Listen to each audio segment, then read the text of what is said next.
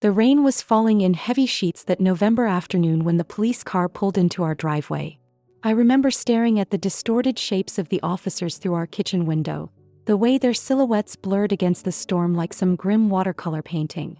My fingers had gone numb around the mug of chamomile tea I'd been drinking, the kind Michael always teased me about. Old lady tea, he'd call it before stealing a sip anyway. Mom. Sophie's voice came from the staircase behind me.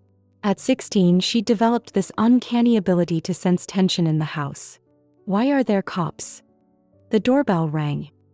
What happened next plays in my memory like a broken film reel. The two formal voices. The way the younger officer kept glancing at my slippers. The way they said single vehicle accident, like that somehow made it better. When they mentioned the overpass guardrail, my knees actually buckled. Michael had always driven too fast on that curve. But the real devastation came 12 hours later, when my daughters and I sat shell-shocked in our lawyer's office. That's when we learned death wasn't the only betrayal Michael had left us. Mrs. Callahan, the attorney had said, sliding papers across his mahogany desk, there's something you need to understand about the will.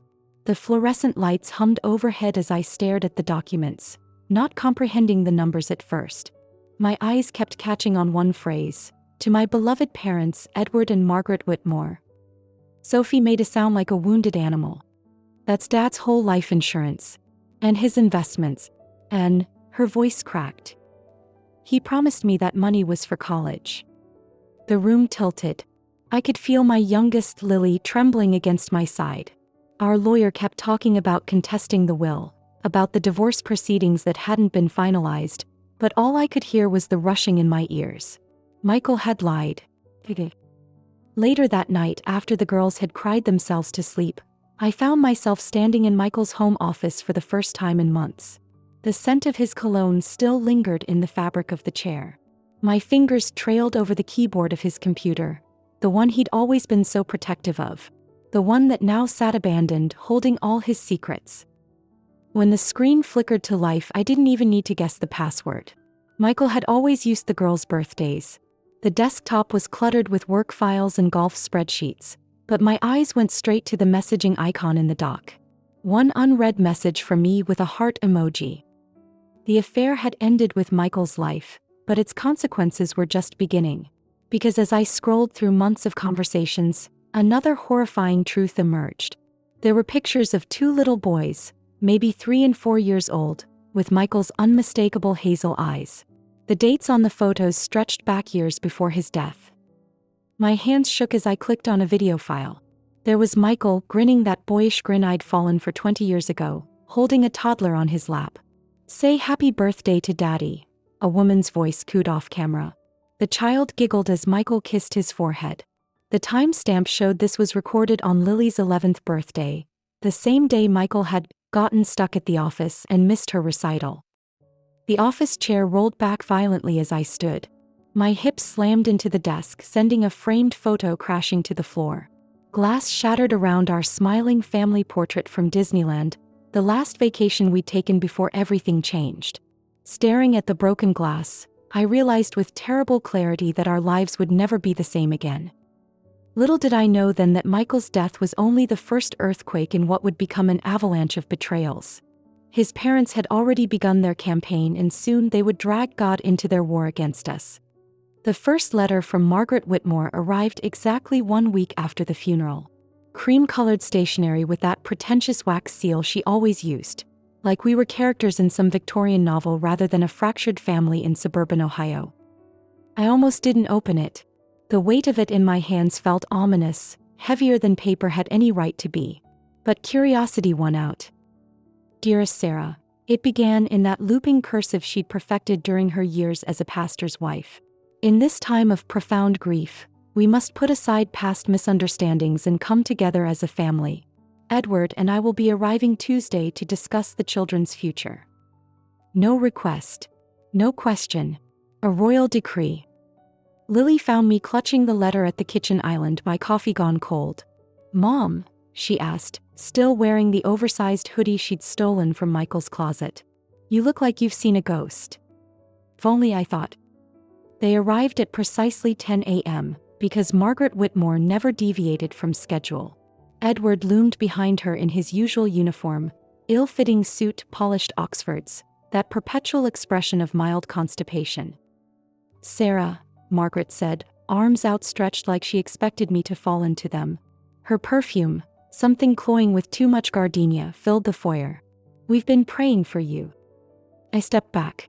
"The girls are at school." Her smile didn't waver. "All the better.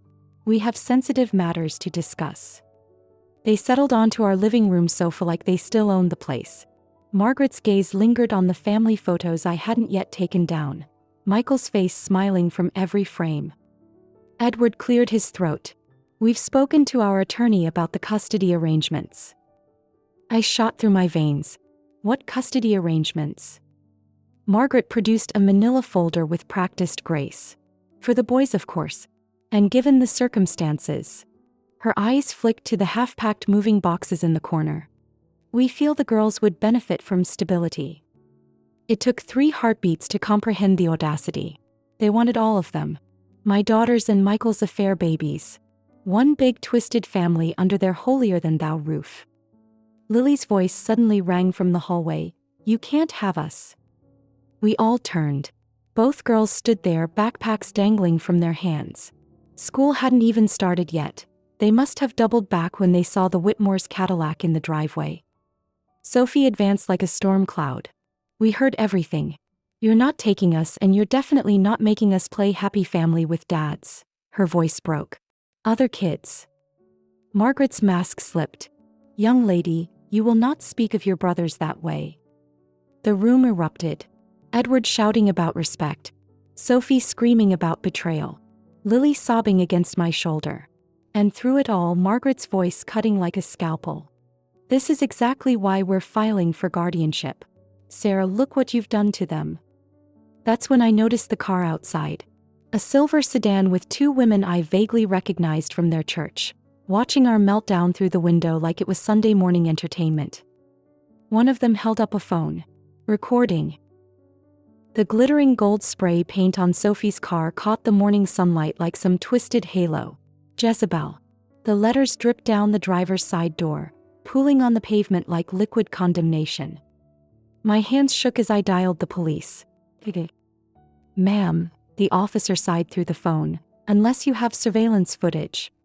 "We know who did this," Sophie shrieked, kicking her ruined tire. At 17, her rage was a living thing, sharp edges and gasoline. "Mrs. Whitmore's church ladies have been stalking us all week." I ended the call. Useless. The harassment came in waves after Margaret's failed custody ambush. The church brigade, 3 elderly women from Holy Redeemer, began casually appearing wherever we went. The grocery store, the pharmacy, even outside Lily's therapist's office. Their whispers slithered after us. "Those poor motherless boys. She's turning those girls against their own blood." The social media smear campaign. Margaret's Facebook posts grew more theatrical by the day. Yesterday's masterpiece featured a black and white photo of the orphan boys with the caption, "Who will teach them about their daddy now?" Never mind that they were living comfortably with their maternal aunt in Michigan. The mysterious donations. Our mailbox overflowed with envelopes containing prayer cards and, bizarrely, personal checks made out to the Whitmore Grandchildren Fund. All signed by Holy Redeemer members. All legally invalid. All meant to remind us we were being watched. But the true turning point came on a Tuesday afternoon at Lily's school. The voicemail from Principal Hendricks crackled through my car speakers. "Mrs. Callahan, we've had an incident. Lily's fine, but..." I broke every speed limit getting there. Lily sat crumpled in a chair outside the office, clutching a shredded notebook. Her English notes, the ones she'd painstakingly color-coded for her college prep class, now looked like confetti. "Mrs. Whitmore's friend came," she whispered. "Said I needed to repent." Principal Hendricks looked ill. A Mrs. Dolores Carmichael claimed to be Lily's spiritual grandmother. She confiscated Lily's sinful materials, her notebook, and began tearing pages during study hall.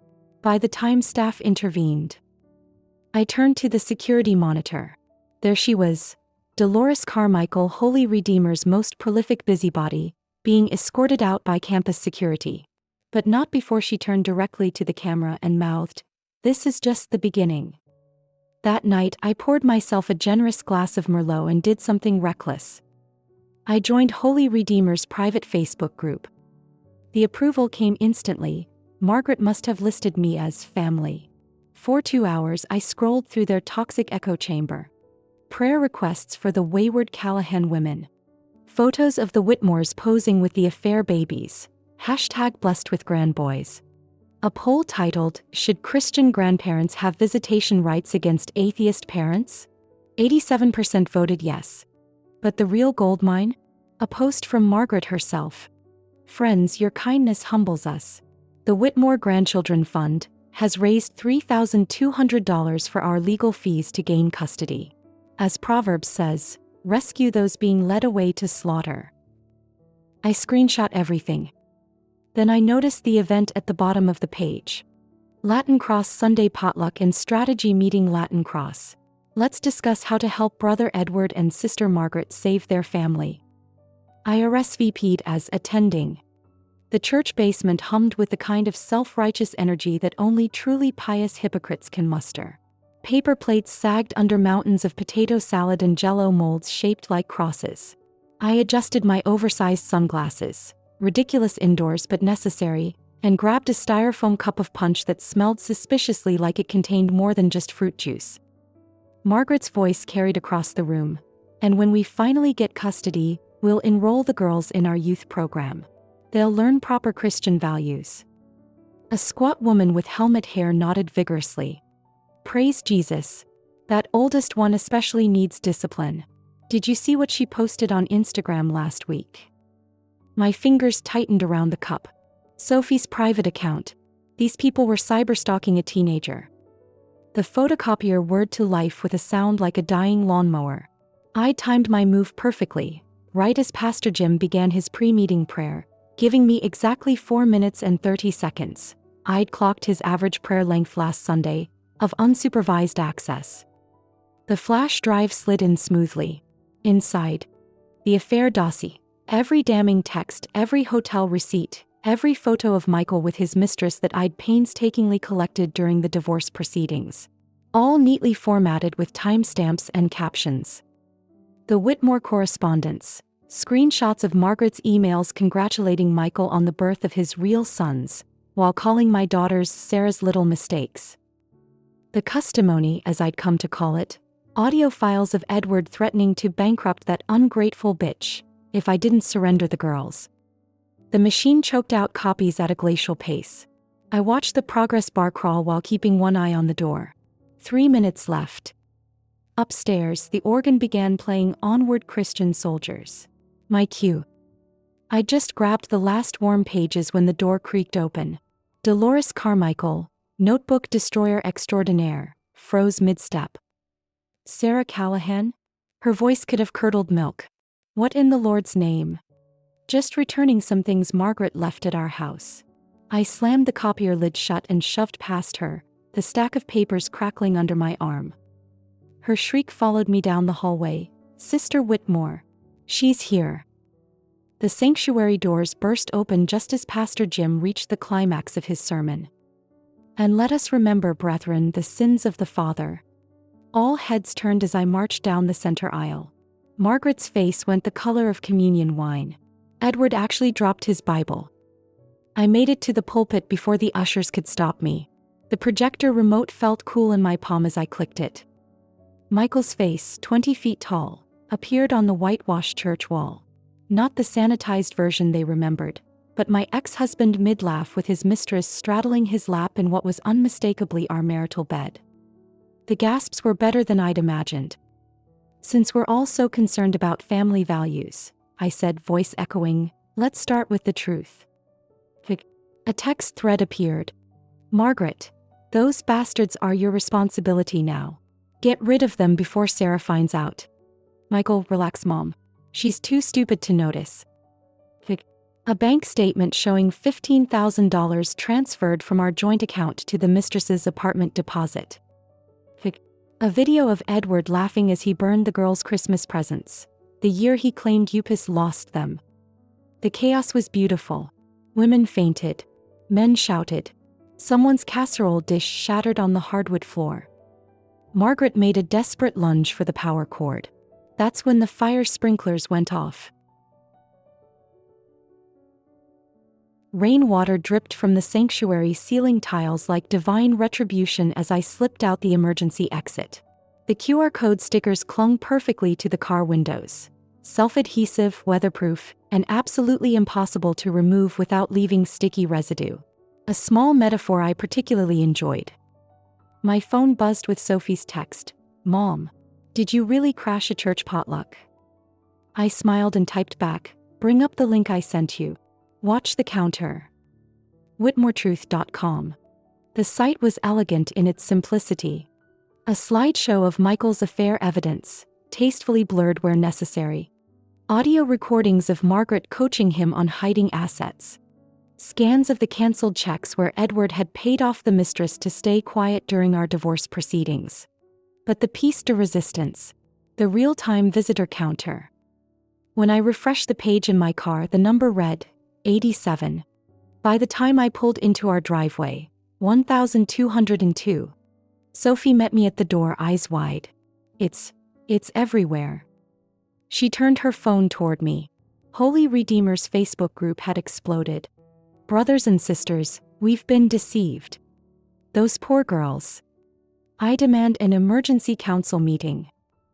Margaret's last post, a prayer request about spiritual warfare, had 52 angry comments beneath it. Lily emerged from her room, earbuds dangling. "There's a lady on TikTok live streaming from the church parking lot." The video showed Dolores Carmichael screeching at someone off camera while trying to scrape off a QR sticker with her car key. The view count, 15.3K and climbing. 2:17 a.m. 3 days later. The website counter blinked, 89,451. I sat at the kitchen table with a cold cup of coffee, watching the donations roll in. Not for the Whitmores, for us. A GoFundMe titled, "Help Protect These Girls from Religious Harassment," started by an anonymous Holy Redeemer member no less, had surpassed its $10,000 goal in 6 hours. The comments section was a thing of beauty. "Former Holy Redeemer member here. They did the same thing to my niece. I went to school with Michael. Guy was always a snake. Sarah, if you're reading this, my law firm specializes in First Amendment retaliation cases. No charge." My phone lit up with a call from an unknown number. I almost didn't answer. "Mrs. Callahan?" A woman's voice hushed. "This is Rebecca Sellers. Michael's." Pause. "The other woman's sister. The boy's aunt." Ice flooded my veins. If this is about custody. No. God, no. Papers shuffled in the background. I've been trying to reach Margaret for weeks. The life insurance money she promised for the boy's care? She stopped the payments. I've got the bank records. I nearly dropped the phone. She cut off her own grandsons? Only after the DNA test came back. Rebecca's voice turned razor sharp. Turns out, those boys aren't Michael's after all. The Whitmore family tree was about to get hit by lightning. The paternity bomb Margaret had secretly tested the affair babies weeks ago. When the results proved they weren't Michael's, she disowned them completely. The embezzlement, Edward had drained the grandchildren fund to pay off church elders who knew about his tax fraud. The wild card, Michael's former mistress had left behind a journal, and it contained secrets worth more than any life insurance policy. Continue to Chapter 6. Features blackmail evidence surfacing, a midnight break-in at the Whitmore house, and the first cracks in Edward's pious façade. Go. Chapter 6. Unholy Ledgers, 6 100-plus characters. The journal arrived in a plain manila envelope, postmarked from Detroit. No return address, just a sticky note inside reading, "Thought you should have this, R." Leather-bound and smelling faintly of vanilla, the little book contained the meticulous handwriting of a woman who knew her time was running out. Michael's mistress, Lena, had documented everything. March 12, M says his parents are pressuring him to leave S. Says they've hated her since she refused to sign over her 401k for their ministry investments. April 3rd showed M the pregnancy test. He panicked. Called his mother right in front of me. Margaret's exact words, "Don't worry, darling. We'll make sure it's taken care of." But the real treasure appeared on the last page. A photograph of a ledger sheet tucked behind the back cover. Faded but legible, it showed. Holy Redeemer Building Fund disbursements. $22,000 Whitmore Outreach, June. $15,000 Whitmore Consulting, August. $8,500 Dolores Carmichael Cleaning Services, weekly. All signed by Pastor Jim. All dated during the years Edward served as church treasurer. I nearly laughed. They'd been embezzling from the collection plate. Midnight Whitmore residence. Their Tudor-style house loomed dark except for a single light in the study. Through the parted curtains I could see Edward hunched over files, his bald spot gleaming under a banker's lamp. Sophie adjusted the zoom lens on her DSLR from our vantage point across the street. "This feels illegal." "Only if we get caught," I whispered, handing her the spare phone with recording app open. "Remember, just document what he's shredding." For 20 excruciating minutes, we watched Edward feed documents into a cross-cut shredder. Then Margaret stormed in, waving what looked like a pregnancy test. The audio crackled as Sophie's recording picked up their argument. "Margaret, told you that little slut was lying. The clinic just confirmed it. Those boys aren't Michael's." "Edward, does it matter?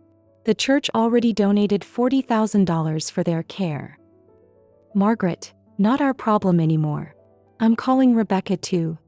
A shadow moved near the garage. A figure emerged, tall, hooded, carrying something glinting in the moonlight. Sophie's breath hitched. "Mom, that's not one of theirs." The break-in happened fast. 0:47 a.m. Hooded figure picks the back door lock. 0:51 a.m. Study light flickers off. 0:53 a.m. Shouting, then the distinct sound of a gunshot. We were already dialing 911 when the figure came sprinting out, clutching a fireproof lockbox. Sophie's camera shutter clicked rapidly. Click, hood flying back to reveal Dolores Carmichael's helmet hair. Click, blood dripping from her forearm. Click, the lockbox's broken latch showing stacks of $100 bills. The police arrived just as Edward stumbled onto the lawn, clutching his shoulder and screaming about thieves. Margaret's wails carried clear across the street. They took the records. The Channel 7 news van parked outside Holy Redeemer might as well have been a spaceship landing in Vatican Square. I watched from my car as reporter Jessica Cho adjusted her mic, the church's stained glass windows casting fractured light across her sharp navy blazer. "Breaking news in what locals are calling the Holy Embezzlement Scandal," she narrated to the camera. Sources confirm former Treasurer Edward Whitmore faces 12 counts of grand larceny, while his wife Margaret is being questioned about fraudulent insurance claims. My phone buzzed with a text from Rebecca. "Turn to Channel 11. Right now." WCUJ News live broadcast. Pastor Jim Satz, the Whitmore's downfall created unexpected ripple effects. The class action 37 former Holy Redeemer members sued for refunds of donations that funded the Whitmore's BMW payments. The custody reversal, with Edward facing prison and Margaret's credibility destroyed, family court permanently terminated their visitation rights. The wildest twist: Michael's estranged sister flew in from Portugal, with proof she was the rightful beneficiary of his life insurance policy all along. And when she offered my daughters something the Whitmores never had: actual remorse. Continue to Chapter 8. Features a bombshell family secret, an olive branch wrapped in Portuguese velvet, and the beginning of true healing for the girls. Go. Chapter 8. Blood and Mercy, 500+ characters. The email arrived on a Tuesday morning with the subject line, "I owe you more than an apology." A flight itinerary was attached. Lisbon to Columbus, arriving that Friday. The signature read, Daniela Whitmore Diaz, Michael's forgotten sister. Lily nearly choked on her orange juice. Wait, Dad had a sister? I stared at the unfamiliar name. In 15 years of marriage, Michael had never once mentioned siblings. But the photo she'd included, A faded Polaroid of 2 children building sandcastles left no doubt. There was my ex-husband at maybe 8 years old, arms slung protectively around a gap-toothed girl in a sunflower swimsuit. Sophie zoomed in on the image. Why wouldn't he tell us about her? The answer came 3 days later, standing on our doorstep in a rain-soaked trench coat. Daniela Whitmore Diaz smelled like espresso and expensive leather. Late 40s with Michael's same hazel eyes but none of his coldness, she gripped a battered briefcase like it contained state secrets. Sarah. Her voice carried the ghost of an accent. May I show you why Margaret pretended I didn't exist? Inside the briefcase. A 1985 court order, terminating Margaret and Edward's custody of 12-year-old Daniela for chronic neglect and emotional abuse. Deportation papers, shipped off to Lisbon to live with an aunt after testifying about Edward's inappropriate behavior. The real will, a notarized 2020 document naming Daniela as beneficiary, which Michael had been forced to revoke under threat of being disinherited himself. The life insurance? Daniela pushed the papers toward me. Legally mine, morally yours. She nodded to my stunned daughters. Especially theirs. 7:32 p.m. kitchen table negotiations. Daniela stirred honey into her tea with military precision. The Whitmores didn't just steal from churches. They ran a whole network. She laid out the scheme like a prosecutor. Phase 1. Edward would join a congregation as treasurer. Phase 2. Margaret would groom influential members through her prayer circles. Phase 3. They'd convince elderly parishioners to invest in fake mission projects. Michael was their golden goose, she said bitterly. Star quarterback turned youth pastor, the perfect respectable front. Lily frowned. But Dad had his own money. Not after 2018. Daniela slid a bank statement across the table. See that $300,000 withdrawal? Margaret pressured him to invest in their Cayman's retirement fund. The account was empty by the time. She trailed off, glancing at me. By the time he died, I finished. Sophie suddenly sat up straight. Wait, if you're the legal heir, does that mean? Yes. Daniela smiled for the first time. I'm here to sign over every cent of that life insurance policy to you girls. The room spun. That policy was worth $750,000. The smell of antiseptic and overcooked green beans hit us the moment we stepped off the nursing home elevator. Room 314's door stood slightly ajar, the sounds of cable news drifting into the hallway. Daniela paused, her knuckles whitening around the manila folder. Remember, she'll try to manipulate you. Especially you girls. She glanced at my daughters. Margaret always preys on the tender-hearted. Lily squared her shoulders. I just want to see if the devil really has horns. Inside, Margaret Whitmore looked like a deflated version of the woman who'd terrorized us. Propped up in a mechanical bed with an 4 in her papery wrist, she still managed to sneer at the daytime judge show playing on TV. Then she saw Daniela. The heart monitor spiked. You. Her voice was hoarse from weeks of screaming at hospital staff. I had you deported. Daniela smiled coolly and set the folder on the bedside table. Funny story about that. Turns out paying off immigration officials leaves a paper trail. She flipped it open to reveal a carbon copy receipt. $5,000 to expedite removal of a minor. Dated 2 days before my testimony against Edward was supposed to happen. Margaret's gaze darted to Sophie, then Lily. Don't listen to this lying double language, mother, Daniela purred, tapping a second document. Especially since the DA just offered me immunity for testifying about your little accounting practices.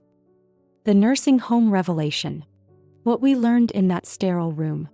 The antifreeze cocktails, Edward's dementia. Daniela dropped lab results onto Margaret's blanket.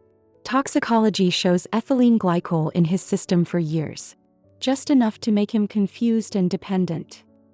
The missing millions. Margaret had siphoned $400,000 from church funds into a Belizean shell company called Sunset Blessings LLC. The ultimate betrayal. She'd known about Michael's mistress from day one. In fact, she'd introduced them. Lily made a wounded sound. You set Dad up to cheat? Margaret's lips curled. Your mother was getting too independent. We needed leverage for the prenup. The room tilted. All those years of gaslighting, the sudden financial demands, the way Michael had changed after his parents moved closer. It had all been calculated. Sophie lunged forward. You bitch. You ruined our lives for money. Margaret chuckled darkly. Oh, sweetheart. This was never about money. She reached under her pillow. It was about legacy. The safety deposit key. The tarnished brass key clattered onto the bedside tray. Go to First National, Margaret wheezed. Box 219. See what your precious Daniela really is. Daniela went pale. You didn't. Oh, I did. Margaret's smile showed stained dentures. Just like I told the police where to find those Cayman records you falsified in 2018.